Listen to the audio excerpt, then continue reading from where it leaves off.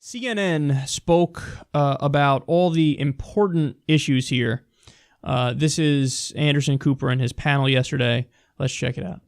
This is not how you win the Rust Belt, with apologies to someone who, is from there. In my opinion, going to college in West Virginia from Western Maryland, most of the folks that I know do not identify with Meryl Streep. This is a turnoff to middle America. Well, I mean, she wouldn't be such a hugely popular actress if she didn't have a massive amount of following. And she is enormously well-liked. She's not your typical, it's not like she's Rosie O'Donnell or something. She's somebody who's been married for almost 40 years. She's a bit of a different package than you might otherwise ascribe to a liberal but it is interesting. Hollywood. I mean, she, whether you agree she should have made the speech, whether you liked what she said or not, or thought it was just this liberal elite, whatever, it was certainly clearly a heartfelt, thoughtful.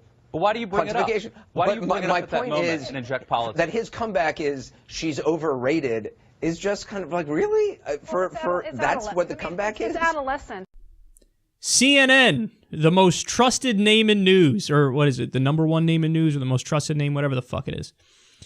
Look at what they're talking about. You have a political panel. This is their conversation. Meryl Streep. They're referring to, she gave a speech the other night at whatever the fuck it was. I don't even follow the award shows. Golden Globes, something, whatever. And she, she gave a speech that was anti-Trump, and she said a few things that were tone deaf. Like she said, she went after, I think, the NFL and MMA. Like she was kind of patting Hollywood on the back and saying, if it wasn't for us, there would only be the MMA and NFL, which is not art. And people in the MMA community were like, actually, when you learn more about MMA, it's not just people bashing each other's face in. There's a lot of strategy behind it, and watching a fight unfold is like watching art because it's a very calculated and smooth, and it could be a beautiful thing. But so it was a little tone deaf, and then there was the thing she said about, she basically said Hollywood are maligned victims. Cry me a river into your giant piles of cash. Yeah, a little tone deaf, but her heart was in the right place because she went on to say, hey, we care about freedom of the press, and she shouted out this organization which is dedicated to freedom of the press, and she said it's more important than ever under Trump because he's a bully, and all that stuff was true, of course. So, whatever, I have mixed feelings on it, but it's irrelevant because it's a fucking speech by an actor who gives a shit. But CNN is all over it. And then Trump said this in response, and really? That's your response? Anderson,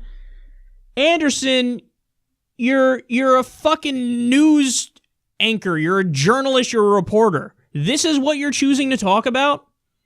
You watching this, I kept having pop up in my head all those facts that we always bring up on the show, which require so much more attention. For example, half the country makes $30,000 a year or less. So, half the country is in poverty. Watching them talk about Meryl Streep and Donald Trump tweeting about her, and, that wasn't a good response.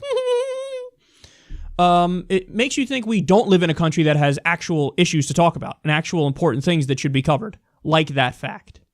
Or like the fact, don't even just talk about the U.S., what about the world? 62 people have more wealth than 3.5 billion people.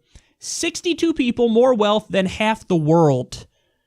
You think maybe that deserves a long segment? You think maybe it deserves a segment? We spent, trillions of dollars, trillions, on a new plane to bomb people, and it doesn't even fly.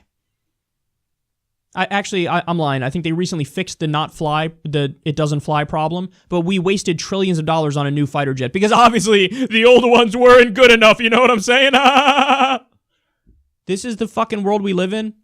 You can't talk about the fact that we have hundreds of thousands of homeless people. You can't talk about the fact that we have over 50,000 homeless veterans.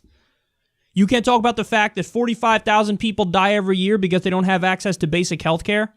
That's not more important. That doesn't take precedence over fucking Meryl Streep and Donald Trump and them tweeting and shit.